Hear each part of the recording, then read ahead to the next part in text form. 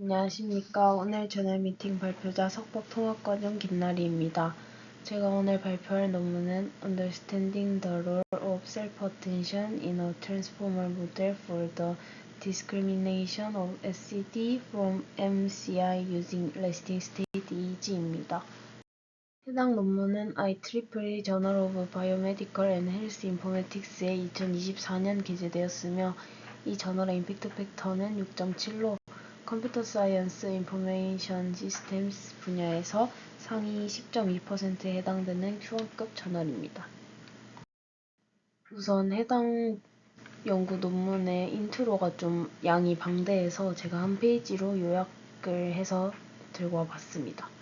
일단 알츠하이머병의 전 단계인 경도인지장애인이 MCI와 주관적 인지 저하인 SCD는 조기에 발견하는 것이 매우 중요하다고 합니다. 그래서 초기 인지장애 진단을 위해서는 이 비침습적이고 비용이 효율적인 이 EEG, 레스팅 스테이트의 EEG가 많이 활용이 되고 주목을 받고 있다고 언급하고 있고, 기존에는 수작업으로 직접 특징을 추출해서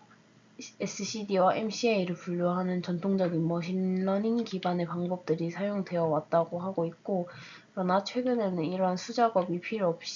없이 뇌파로부터 자동으로 특징을 추출할 수 있는 딥러닝 방법들이 등장하고 있다고 합니다.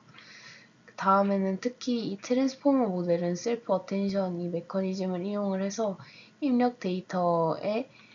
대한 정보를 모두 효과적으로 포착할 수 있다는 강점을 가지고 있고, 이러한 장점 때문에 트랜스포머는 이 자연어 처리뿐만 아니라 컴퓨터 비전이나 최근에는 생체 신호 분석 분야로도 점차 확장이 되고 있다고 언급하고 있습니다.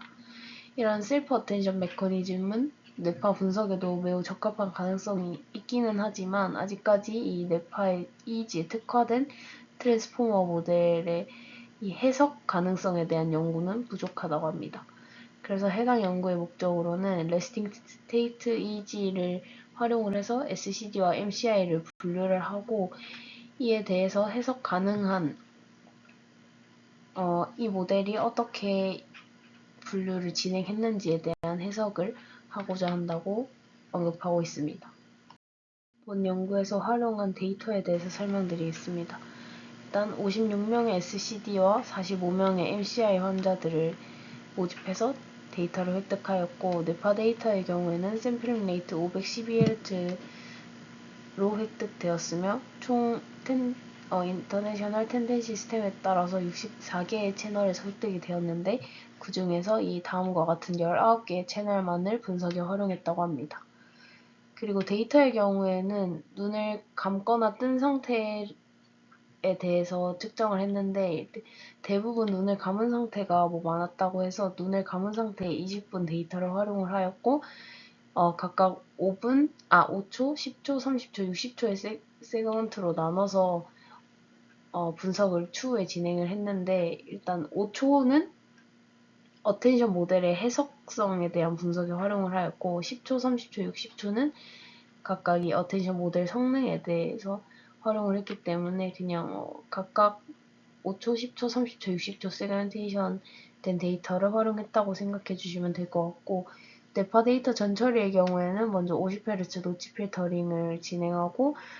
독립성분 분석인 ICA, Independent Component Analysis를 적용을 하고, 그래서 그런 후에 1에서 30Hz의 밴드패스 필터링 그리고 Z스코어로 노멀리제이션을 적용해줬다고 합니다. 다음은 해당 논문에서 제안하는 이 트랜스포머 구조에 대한 전체적인 구조도를 나타내는 그림입니다. 이 왼쪽이 트랜스포머 구조의 전체적인 틀이고, 이 오른쪽은 셀프 어텐션, 그러니까 어텐션에 활용하는 그 인코더를 나타내는 그림입니다. 뒤쪽에서도 설명드리겠지만 간단히 말씀을 드리면, 여기 그림에 나와 있는 다양한 기호들에 대해서 설명을 드리면, C는 채널 개수이고, 즉 앞서 말씀드린 것처럼 19개고, L은 데이터 랭스, 그래서 10초, 30초, 60초를 활용을 했고, F는 샘플링 레이트 512Hz이고, 여기 나와 있는 CLS라고 하는 것은 클래시피케이션 토큰이라고 알고 계시면 될 것 같은데, 뒤쪽에서 좀 더 자세히 설명드리겠습니다. 그리고 이쪽 그림에 나와 있는 인베드의 경우에는 32고 이 헤드 H로 나타나는 이 헤드는 셀프 어텐션 모듈에서 이 멀티 헤드를 활용을 하기 때문에 이 멀티 헤드 개수인 8개를 활용을 하고, 여기 뎁스 같은 경우에는 이 셀프 어텐션 모듈을 몇 번 활용했는지에 대해서라고 이해해 주시면 될 것 같고, 이 뎁스는 2로 설정이 되어 있었습니다. 그래서 자세한 구조는 뒤쪽에서 설명드리도록 하겠습니다. 먼저 이 연구에서 제안하는 트랜스포머 기반의 이 아키텍처의 초반부를 좀 자세히 설명드리겠습니다. 일단 여기서 나오는 패치 임베딩 과정의 경우에는 간단하게 생각을 하면 자연어 처리에서 활용이 되는 데이터들의 경우에는 이렇게 단어 단위로 끊겨 있는데,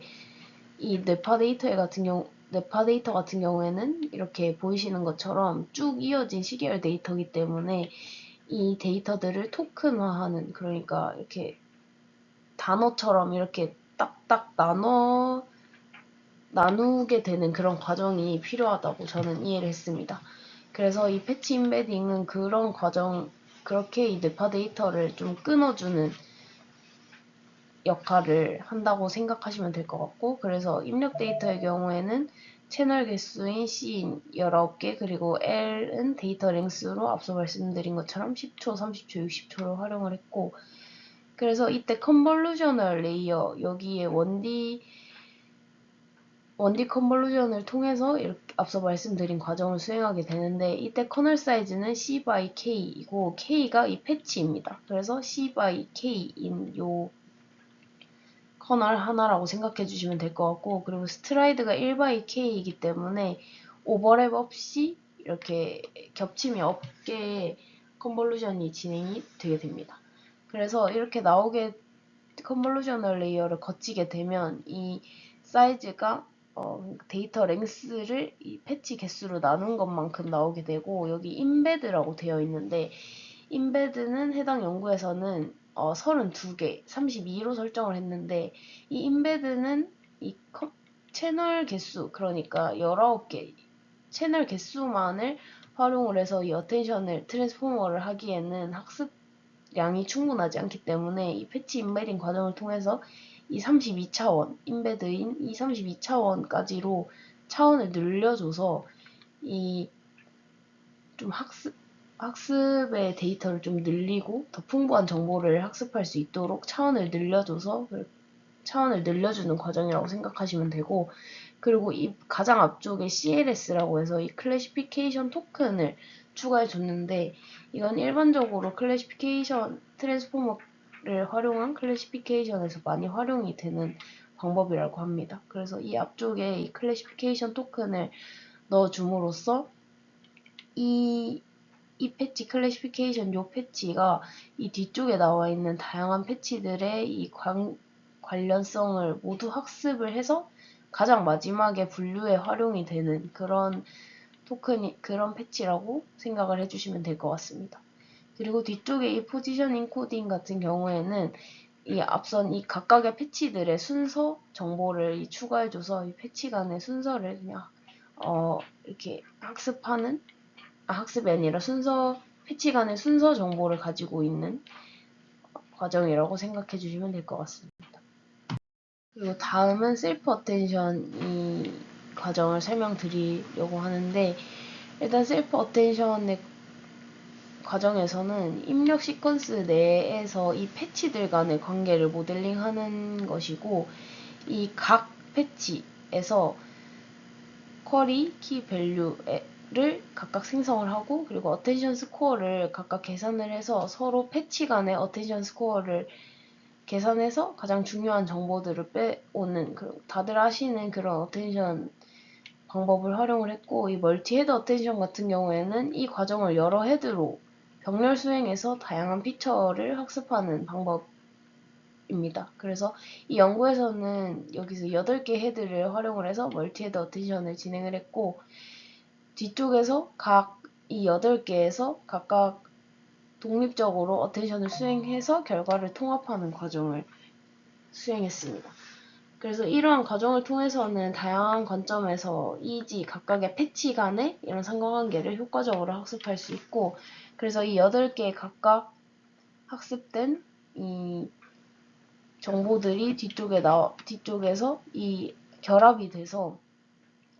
가장 이 앞쪽에 있는 클래시피케이션, 여기 패치에 정보들이 모이게 되고, 이것을 따로 빼와서 이제 클래시피케이션 아웃풋을 내는 것에 활용을 한다고 합니다. 그래서 가장 먼저 결과를 보시면 활용하는 이 뇌파 세그멘테이션 길이랑 커널 사이즈에 따른 이 분류 성능 결과를 보여주고 있습니다. 10초, 30초, 60초 세그멘트별로 다양한 이 커널 사이즈들을 실험을 했고, 정확도, 민감도, 특이도를 측정을 했습니다. 이 전반적으로 커널 사이즈가 너무 작거나 너무 커지면 성능이 떨어졌고, 한 64나 128 정도 됐을 때 이제 적절한 커널 사이즈가 되고, 그리고 적절한 세그멘트 길이 30초에서 60초 정도가 됐을 때 적당한 게 좀 높은 성능을 보이는 것을 확인할 수 있었습니다. 그리고 다음 결과의 경우에는 어텐션 모델이 이 5초짜리 EEG 신호에서 이제 SCD와 MCI를 제대로 분류한 경우에 어느 시점에 어텐션을 많이 했는지를 이 히트맵으로 표시를 한 건데, 여기서 확인을 해보시면 빨간색으로 그 색깔이 진한 곳에 이 모델이 더 어텐션을 많이 한 것을 확인할 수 있는데, 이 전체적으로 트랜스포머 모델이 EEG 신호를 전체를 이렇게 균등하게 보지 않고 이 특정 시간을 확실히 이렇게 어텐션 하는 모습을 확인을 할 수 있습니다. 그래서 어텐션 모델이 이 트랜스포머 모델이 SCD랑 MCI를 구분하는데 각각 중요한 시점을 자기가 잘 찾아서 어텐션 하는 그런 현상을 확인하는 결과라고 생각해 주시면 됩니다. 해당 결과의 경우에는 EEG 그 1초짜리 에폭 안에서 이 SCD와 MCI 그룹 간의 유의미한 차이를 찾아내는 결과였고, p-value가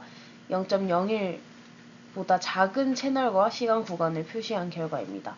잘 안 보이실 수 있는데 이 중간을 기준으로 이 왼쪽과 오른쪽인데, 이 왼쪽이 이 뎁스가 1, 그러니까 이 어텐션 모듈 멀티헤드 어텐션 그 모듈을 한 번만 학습한 것이고, 이 왼쪽이 2번 뎁스 2로 학습을 한 결과입니다. 이 아래쪽도 마찬가지이고, 그리고 이 위쪽 결과는 멀티헤드 어텐션을 적용하였고, 아래쪽은 싱글 헤드로 진행을 한 결과입니다. 그래서 이 어텐션을 통해서 모델이 이렇게 시간별로 두 그룹을 구분하는데 의미 있는 EEG 패턴을 이렇게 찾아가는 것을 확인할 수 있고, 해당 연구에서 논문에서 말하기로는 이 퍼라이어털과 템포럴 영역에서 주요하게 이런 어텐션 모듈이 MCI와 SDC를 구분하는 그런 중요한 영역을 확인하고 있다고 하는데, 이 영역 퍼라이어털과 템포럴 영역 같은 경우에는 이전에 치매 알츠하이머 관련 연구들에서도 중요하게 다뤄진 내 영역이라고 하고, 그 영역과 일치하는 결과를 확인할 수 있다고 합니다. 그런데 제가 봤을 때는 이렇게 프론탈 영역에서도 좀 많은 차이를 보이는데, 이 프론탈 영역에 대해서는 뭔가 신경생리학적인 해석을 좀 하고 있지 않아서 아쉬운 부분이 있었습니다. 그리고 이 결과는 앞쪽 결과에서 그 통계적으로 유의미한 차이가 많이 나타난 1초 정도의 그 구간에 대해서 이 주파수 대역별로 차이를 확인해 본 결과인데, 그 결과 이제 델타와 알파에서 통계적으로 유의미한 결과를 확인할 수 있었는데, 이 MCI 그룹을 확인해 보시면 델타 대역에서는 MCI가 파워가 높고 이 알파에서는 MCI의 파워가 낮은 것을 확인할 수 있습니다. 이런 패턴은 알츠하이머 병 진행과 관련된 이 전형적인 EEG 변화를 확인한 그런 선행 연구들의 결과와 일치한다고 하는데, 그 결과 같은 경우에는 일반적으로 알츠하이머병이 진행됨에 따라서 로우 프리퀀시 파워가 증가하고 하이 프리퀀시가 감소한다는 경향이 있다고 합니다. 그래서 사실 MCI가 SCD보다는 더 이 병의 정도가 심하기 때문에 그러한 경향과 일치하는 것을 확인을 할 수 있었습니다. 해당 결과는 이 어텐션 헤드 수에 따른 분류 성능 변화를 확인하고 있습니다. 결과를 그냥 확인해 보시면 헤드 수가 너무 적거나 많은 경우에는 성능이 좀 감소하는 경향을 확인할 수 있고 8개 정도로 적절하게 활용을 했을 때 가장 높은 성능을 확인할 수 있었고 그래서 이 결과 기반으로 이 연구에서도 8개를 기준으로 헤드를 활용을 한 것 같습니다. 해당 논문을 공부하면서 좀 아쉬웠던 점은 앞쪽에서도 살짝 설명드렸지만 통계차가 결과적으로 보였던 프론탈 영역에 대해서는 해석이 좀 전무하여서 이런 영역에 대해서 신경생리학적인 해석을 좀 더 시도해 봤으면 좋았을 거라고 생각이 들고 그리고 사실 이 논문에서는 이 트랜스포머 셀프 어텐션을 이 설명 가능한 인공지능으로 뭔가 좀 끌고 나가려고 하는 게 있었는데 그럴 거였으면 이 전극 위치에 대한 그런 스페셜 정보도 함께 어텐션을 적용을 했다면 이 설명 가능한 인공지능으로 이런 신경생리학적인 해석에 더 용이하지 않았을까라고 생각이 들었습니다. 발표 들어주셔서 감사합니다.